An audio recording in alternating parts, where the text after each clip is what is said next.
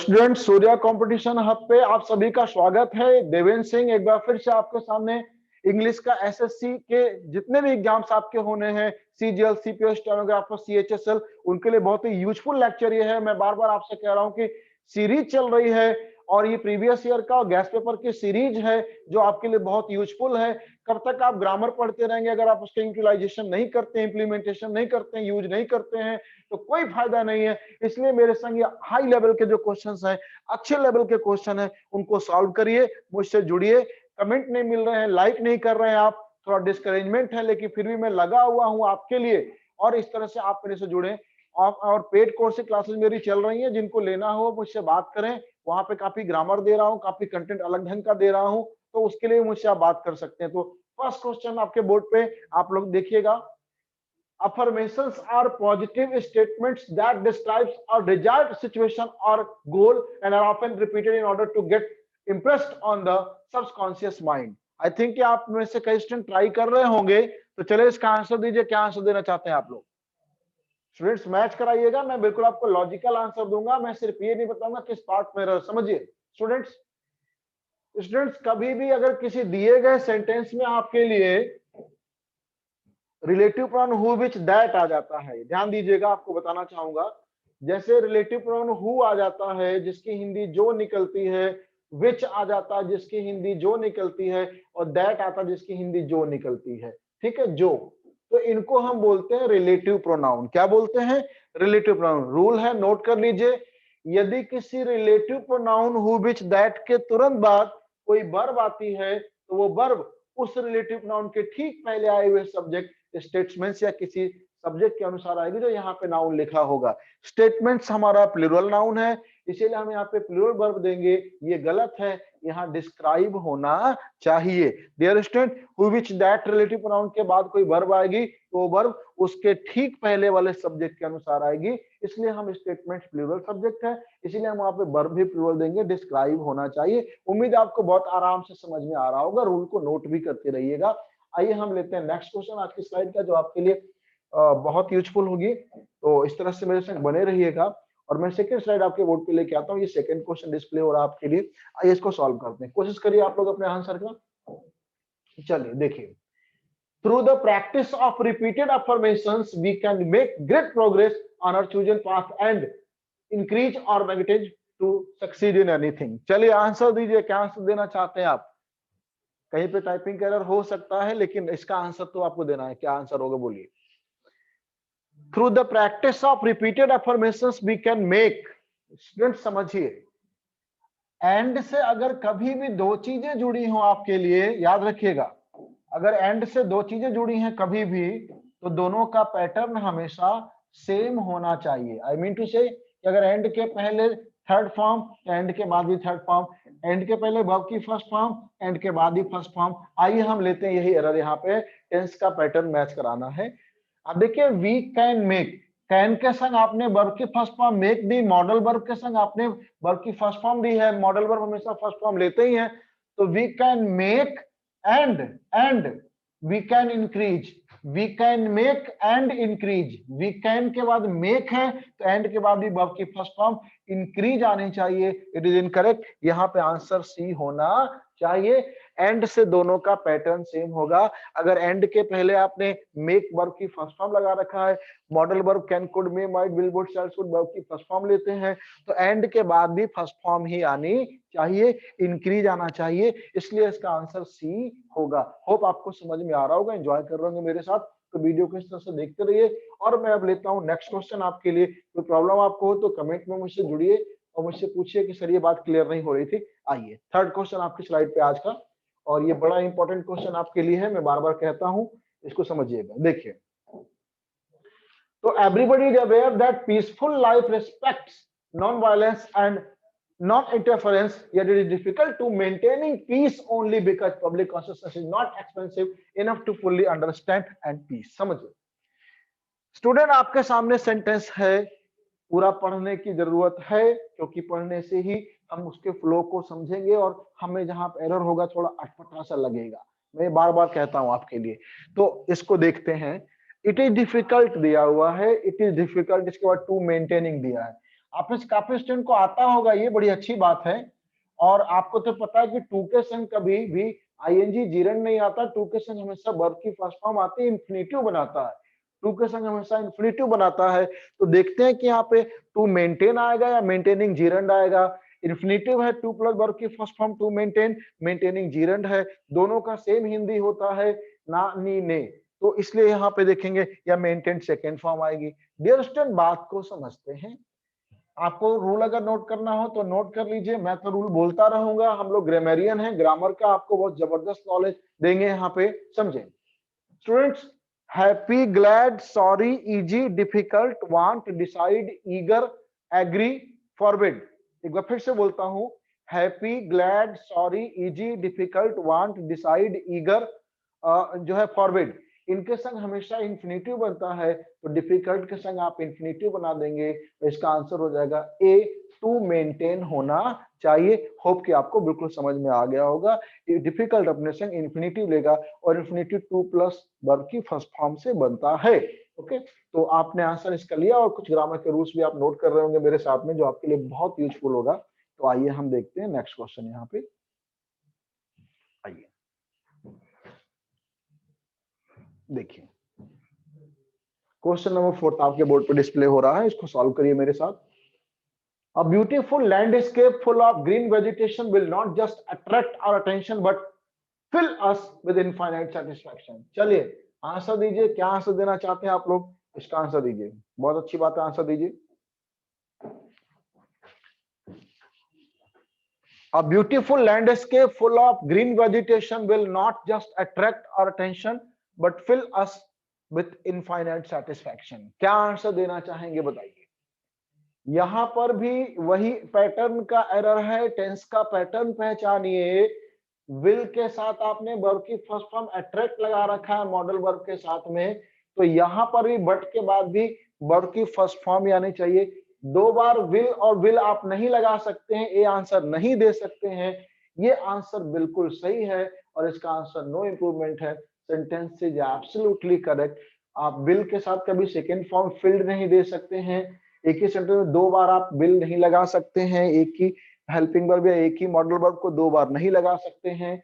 और इस तरह से इसका आंसर जो है मेरे ख्याल से तो नो इंप्रूवमेंट होगा। डेफिनेटली यही आंसर ही है, नो इंप्रूवमेंट होगा, क्योंकि मॉडल वर्ब के संग अट्रैक्ट फर्स्ट फॉर्म है, तो यहाँ पर भी फिल फर्स्ट फॉर्म आनी चाहिए, इसलिए आपका आंसर नो इंप्रूवमेंट है। ठीक है, चलिए तो नेक्स्ट क्वेश्चन लेते हैं आपके बोर्ड पे। और ये उम्मीद है आप समझ रहे होंगे, और वीडियो तो आप देख रहे हैं लेकिन आपके कमेंट और लाइक नहीं मिल रहे हैं, थोड़ा डिसअपॉइंटमेंट होता है। तो प्लीज आप कमेंट करते रहिएगा, तभी आपको क्वेश्चंस रेगुलर मिल पाएंगे, नहीं तो बड़ी प्रॉब्लम हो जाएगी इस तरह से। और आपको आपको बता दें कि ये लेक्चर चलते ही रहेंगे, ये मेरे रुकेंगे नहीं। आइए, तो ये 5th क्वेश्चन की स्लाइड आपके बोर्ड पे आ गई है और ट्राई करिएगा मेरे साथ में इसको। आइए देखते हैं। चलिए आप क्वेश्चन को रीड करके उसको आंसर देते रहिएगा, मैं ही हूं आपके लिए यहाँ पे। देखिए, diversity typically provides fresh perspectives on issue but it makes it more difficult to unite than team and reach agreements। क्या आंसर देंगे इस क्वेश्चन का, अपना अपना आंसर ट्राई करिए। मैं जानता हूं इतना आसान नहीं कुछ लोगों को लग रहा होगा, जिनका अच्छा लेवल होगा, कई समय लंबे समय तैयारी कर रहे होंगे, उनको ये क्वेश्चन बहुत अच्छे लगेंगे, लेकिन जो नोवाइस हैं, नवसिखिए हैं, टायरो हैं, इनएक्सपीरियंस्ड हैं, वो इसको थोड़ा सा जो है टफ मानेंगे। देखते हैं। Diversity typically provides fresh perspective on issue, but it makes it more difficult। क्या आंसर देंगे, चलिए बोलिए। टू यूनिट या यूनिफाई, यूनिटी या टू यूनिफाई। देखिए इसमें टाइपिंग का एरर है डियर स्टूडेंट, और यहाँ पे टू यूनिट नहीं होगा, टू यूनाइट होगा। इसमें टी लगा हुआ है, इसमें ई लगा हुआ है, इस बात को आप ध्यान दीजिएगा। UNITE है, ठीक है। ये वर्ब है जोड़ना, टू यूनाइट, इंफिनिटिव बना हुआ है। तो more difficult to unite then team and reach agreements. क्या आंसर देंगे बताइएगा। 5th क्वेश्चन का आंसर भी नो इंप्रूवमेंट है, टू यूनाइट ही होना चाहिए।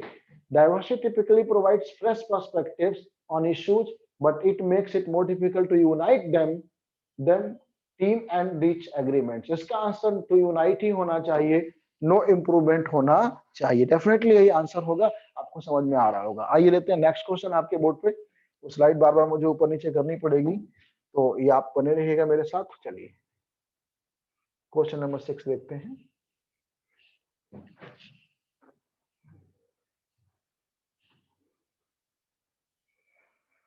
आइए,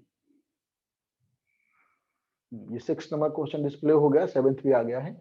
तो 6 नंबर क्वेश्चन आप रीड करिए मेरे संग और इसको आप ट्राई करिए।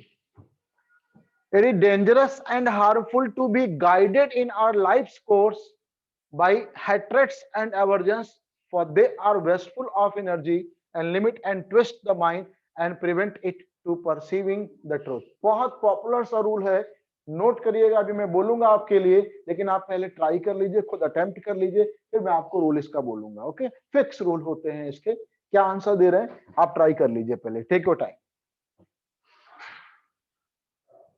It's dangerous and harmful to be guided in our life's course by hatreds and aversions, for they are wasteful of energy and limit and twist the mind and prevent it perceiving the truth। जी हाँ, बिल्कुल कुछ students को आ गया होगा। मैं rule बोलता हूं, note करिएगा। स्टूडेंट्स यहाँ पे देखिएगा प्रिवेंट लिखा हुआ है और इनका फिक्स रूल है, उसको आपको देखना पड़ेगा क्या है। देखिए, आप नोट कर लें। अब्सटेन, रिफ्रेन, मैं बोलता भी जा रहा हूं आपके लिए। abstain, refrain, debar, prohibit, neglect, prevent, abstinence, deliverance, dissuade, ये हमेशा फ्रॉम प्लस जीरन लेते हैं। इनके संग फिक्स प्रीपोजिशन फ्रॉम होता है। ये सारे का मतलब होता है रोकना, अलग करना, मना करना। और रोकने के लिए, अलग करने के लिए हमेशा प्रीपोजिशन आपका जो है फ्रॉम आता है, कहीं से अलग करने के लिए। इसलिए आप यहाँ पे फ्रॉम प्लस जेरन दे देंगे और इसका आंसर ए होगा। मैं एक बार फिर से बोल देता हूँ, जो स्टूडेंट नोट करना चाह रहे हैं वो नोट कर लें। Abstain, refrain, debar, prohibit, neglect, prevent, abstinence, deliverance, dissuade, from plus gerund लेते हैं। ठीक है, चलिए, तो ये आपके 6 क्वेश्चन कॉमन एरर से रिलेटेड थे। और अब मुझे लगता है कि सेंटेंस इंप्रूवमेंट के सेक्शन से कुछ क्वेश्चन लिए गए हैं आज। सारे सेक्शंस को हमें टच करना है और अभी स्टार्ट किया है कॉमन एरर के बाद कुछ नया करने के लिए। तो हम लोगों ने कुछ क्वेश्चन सेंटेंस इंप्रूवमेंट के भी इन्वॉल्व किए आज, और आई होप कि आप धीरे धीरे सारे टॉपिक्स मिलेंगे आपको। Common error, fill in the blank, sentence improvement, even आपको वहां पे वोकैब्स का सेक्शन भी आएगा और हम लोग एक्टिव पैसिव नरेशन भी लेंगे। तो आइए हम 7th क्वेश्चन को आपके लिए हम स्लाइड कर देते हैं, तो आप उसको देख पाएंगे। चलिए, तो ये 7th क्वेश्चन आपके बोर्ड पे है और सेंटेंस इंप्रूवमेंट का सेक्शन है। ट्राई करिए मेरे से, ठीक है। क्वेश्चन नंबर 7 है, my sister has ordered for a new mobile phone. क्या आंसर देंगे आप? चलिए आंसर दीजिए। My sister has ordered for a new mobile phone. बड़े आराम से आंसर दीजिए और देख के आपके पास सारे ऑप्शंस दिए गए हैं और ग्रामेटिकली कुछ सोचिएगा, क्योंकि आपको बताऊं आपकी प्रॉब्लम क्या है। आपको रूल्स सारे आते हैं, आपको कॉन्सेप्ट भी मालूम है, लेकिन सही टाइम पे इंप्लीमेंट नहीं कर पाते। यही आपका सबसे बड़ा वीक पॉइंट है। तो सही टाइम पे इंप्लीमेंट करना ही तो, इसीलिए तो हम लोग इस टाइप के क्वेश्चंस आपके साथ शेयर करते हैं। आइए मैं सॉल्व कराता हूँ, रूल भी बोलूंगा आपके लिए। डियर स्टूडेंट, आप नोट कर लें। Discuss, describe, attack, order, enter, love, invade, criticise, resemble, investigate, sign, resign, desist, resist, pervade, accompany, violate, regret, trust. Main verb के रूप में कोई प्रीपोजिशन नहीं लेते हैं। मेन वर्ब के रूप में कोई प्रीपोजिशन नहीं लेते हैं। नाउन के रूप में सारे लेते हैं डिफरेंट प्रीपोजिशन, पर वर्ब के रूप में नहीं लेते हैं। यहाँ पे हैज के संग ऑर्डर्ड मेन वर्ब है, आप देख सकते हैं। अतः ये कोई प्रीपोजिशन नहीं लेंगे, ये प्रीपोजिशन नहीं लेंगे, इस बात का आपको ध्यान देना है। ठीक है, तो यहाँ पे क्या करना, आपको आंसर क्या देंगे इस बात का आप जरा सा ध्यान दीजिएगा। ठीक है, आइए, तो इनका आंसर यहाँ पे क्या होगा? क्या आंसर देना चाहते हैं क्वेश्चन बताइए 7th का। मेरे ख्याल से इसका आंसर जो होगा वो होगा ए, हैड ऑर्डर्ड अ न्यू। ये ऑर्डर्ड फॉर नहीं लेगा, ordered a new mobile phone इसका आंसर होना चाहिए। ये वर्ब के रूप में कोई प्रीपोजिशन ऑर्डर नहीं लेता है। हाँ, नाउन के रूप में लेगा लेकिन वर्ब के रूप में नहीं लेगा। ठीक है, तो आइए हम नेक्स्ट क्वेश्चन लेते हैं आपके बोर्ड पे, और आई होप कि आपको समझ में आ रहा होगा ये। चलिए देखते हैं 8वां क्वेश्चन। 8वां क्वेश्चन का स्लाइड थोड़ा सा क्वेश्चन ऑप्शन नीचे आपको 2 आ गए हैं और ऊपर सेटिंग में नहीं कर पाता हूँ इस पे डिस्प्ले पे, तो आप इसको समझिएगा, ठीक है। देखते हैं। On a holiday Priya prefers reading than going for shopping. On a holiday Priya prefers reading than going for shopping. क्या आंसर देंगे स्टूडेंट्स, कोशिश करिए। सब कुछ आप प्रेफर का पढ़ चुके हैं। प्रेफर और प्रेफरेबल रेडीमेड कंप्लीट ही होते हैं, देन के स्थान पे टू लेते हैं। और प्रेफर और प्रेफरेबल आपको पता होना चाहिए कि रदर देन भी लेते हैं। क्या आंसर देंगे बताइए। On a holiday Priya prefers reading than going for shopping. Answer दीजिए, क्या देंगे। चलिए कोशिश करिए। चलिए मैं आपको बताता हूं स्टूडेंट्स। प्रेफर जो क्वेश्चन आपका दिया हुआ है इसको समझिए और इसको आप नोट कर लीजिए। मैं आपको यहाँ पे कुछ और कॉन्सेप्ट बताना चाहूंगा, इसलिए मैं आपको यहाँ पे टाइम दे रहा हूं। देखिएगा, प्रेफर क्या होता है कि प्रेफर अपने साथ जो है, प्रेफर अपने साथ टू लेता है और प्रेफर अपने साथ रेदर देन भी लेता है। जिनको नोट करना हो वो नोट कर सकते हैं, रेदर देन भी लेता है। तो जब प्रेफर से आप दो नाउन नाउन के बीच में तुलना करेंगे या जिरंडियल नाउन के बीच में तो टू लेता है, और जब प्रेफर से आप दो इंफिनिटिव्स के बीच में तुलना करेंगे तो रेदर देन लेता है। इस हिसाब से इसका आंसर यहाँ पे बी होगा। प्रेफर्स के संग रीडिंग जिरंडियल नाउन है और गोइंग भी जिरंडियल नाउन है, बीच में टू दिया हुआ है, स्पेस नहीं दिया गया है। तो रीडिंग और going gerundial noun, this is gerundial noun. Noun noun के बीच में तुलना होती है तो टू आता है, इसलिए इसका आंसर आपका बी होगा। हाँ, जब दो इन्फिनिटिव्स के बीच में तुलना होगी तो रेदर देन आता है। मुझसे कमेंट में इसका पूछिएगा, अगर किसी को नहीं समझ में आ रहा हो। एक शॉर्ट वीडियो बना के प्रेफर का मैं जरूर डाल दूंगा, अगर आप पूछेंगे तो कमेंट में आकर के, ठीक है। आइए, तो ये आपका आंसर यहाँ पे जो है बी होगा।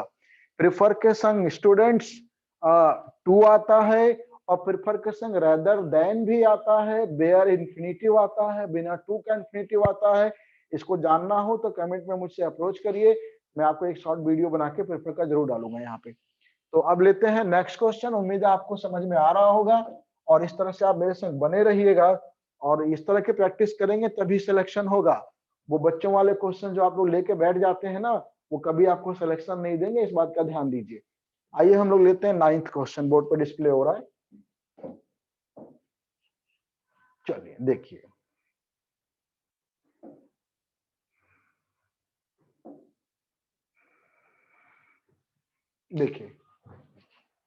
तो in a industry where programmers search in vain for fresh ideas, it is no wonder that attention spans are short and clinking.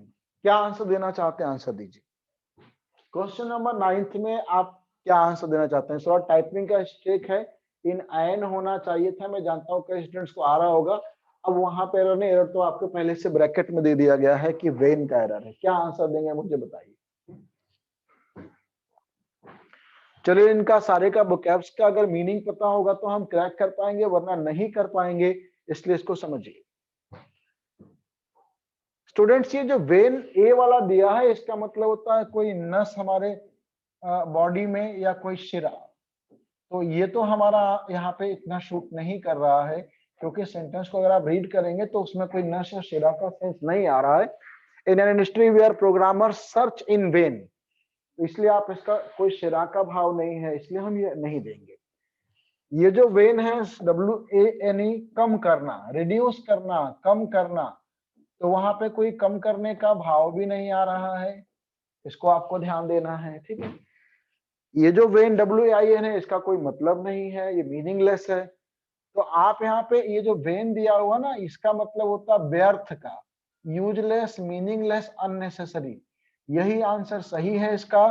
9th में नो इम्प्रूवमेंट, आंसर आपका 9th क्वेश्चन का जो है डी होना चाहिए। व्यर्थ में चला गया उनका पूरा प्रयास, इसलिए इसको आप नोट करिए और सारी मीनिंग को समझिए। 10th क्वेश्चन बोर्ड पर डिस्प्ले हो रहा है, इसी स्लाइड में मैं ले लेता हूं आपके लिए, देखिएगा। The famous doctor Gupta is only physician in our village. या फिजिशियन होना चाहिए था, और टाइपिंग में टाइपिस्ट का एरर थोड़ा मेरे यहाँ हो जाता है, मैं उनको बार बार बोल रहा हूँ, आगे से ध्यान रखूंगा इस बात का। The famous doctor Gupta is only physician in our village. Physician का मतलब वैद्य, चिकित्सक, डॉक्टर, ठीक है। तो प्रसिद्ध डॉक्टर गुप्ता एकमात्र वैद्य है या चिकित्सक है हमारे गांव में। आप क्या आंसर देंगे कोशिश करिए, मैं आपके साथ हूं। मेरे हिसाब से इसका आंसर होना चाहिए था सी, इज द ओनली वन, एकमात्र चिकित्सक। एकमात्र इंग्लिश होती है ओनली वन, इसलिए आप यहाँ पे आंसर सी देंगे। 10th क्वेश्चन का आपका सी आंसर है, द ओनली वन, एकमात्र। उम्मीद आपको समझ में आ रहा होगा वीडियो को, तो आप इसको देखें। और बार बार मैं कहता हूं कि अगर वीडियो समझ में आ रहा है तो थोड़ा सपोर्ट करिए मेरे चैनल को आगे बढ़ाने में। और पेड कोर्स की बात मैं करूं तो पेड कोर्स में जूम पे मैं वीडियो प्रोवाइड कर रहा हूं स्टूडेंट्स को जूम से, और वहां पे प्रीमियम क्वालिटी दे रहा हूं, प्रीमियम क्वेश्चंस भी जा रहे हैं हाई लेवल के। तो आपको जो है इस चीज को समझना पड़ेगा। आइए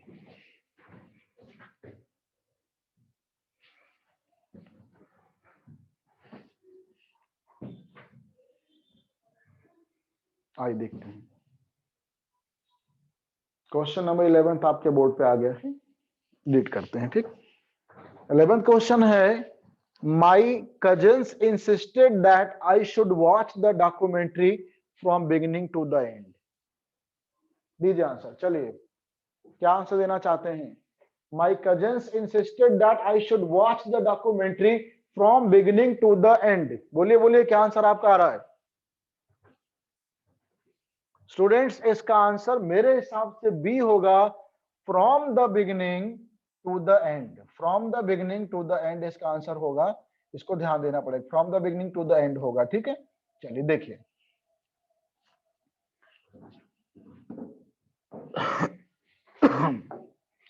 from the beginning to the end होगा, इसका बी आंसर दे दें, क्योंकि द बिगिनिंग शुरुआत से लेकर के अंत तक, टू द एंड होगा।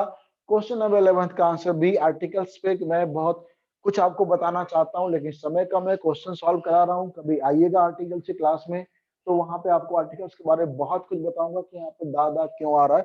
अभी तो इतना कह सकता हूँ कि यहाँ पे हम स्पेसिफाई कर रहे हैं कि शुरुआत से लेकर अंत तक, इसलिए from the beginning to the end होगा बी आंसर, ठीक है। उम्मीद आपको समझ में आ रहा होगा। तो लेते हैं नेक्स्ट क्वेश्चन आपके बोर्ड पे, आइए।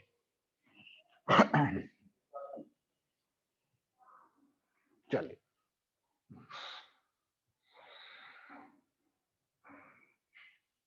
क्वेश्चन नंबर 12 और 13 दोनों डिस्प्ले हो रहे हैं। चलिए आंसर दीजिए, 13 ट्राई करिए।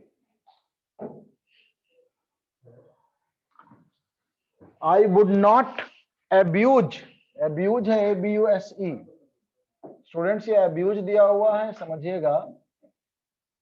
अब्यूज है, टाइपिंग का एरर है यहाँ पे, abuse. I would not abuse myself be get into an argument with him. क्या आंसर देंगे क्वेश्चन नंबर 12 का, आंसर दीजिए, बोलिए बोलिए। I would not abuse myself into we get into an argument with him. Dear student, answer दीजिए 12th का। 12th का answer इसमें बी होगा, in getting into an argument. I would not abuse myself in getting into an argument. बहसबाजी में शामिल हो करके, इसका आंसर बी होना चाहिए। क्वेश्चन नंबर 12th का आंसर बी है। चलिए नेक्स्ट क्वेश्चन 13 पे आ गए। Kanika accepted the invitation alacrity. Alacrity का मतलब होता है बहुत जल्दी से, इमीडिएटली, तत्परता से बोलते हैं हिंदी में, बहुत जल्दी, तेजी से। तो आप इसको एलआरसिटी को समझिए। कनिका ने इनविटेशन, आमंत्रण को स्वीकार कर लिया, ऑन एलआरसिटी, बड़ी फुर्तीलेपन से, बहुत तत्परता से। तो ऑन नहीं होगा, क्या आंसर देना चाहते बोलिए, तत्परता से। Kanika accepted the invitation with alacrity होगा, तत्परता से स्वीकार किया। क्वेश्चन नंबर 13 का आंसर बी होना चाहिए। तो स्टूडेंट्स, होप कि आपको समझ में आया होगा। आज का लेक्चर अगर आपको समझ में आया, आपको लगा कि अच्छी क्वालिटी, अच्छा कंटेंट दिया गया है, तो प्लीज वीडियो को लाइक, शेयर, कमेंट करिए। Thank you being with me guys, have a good day.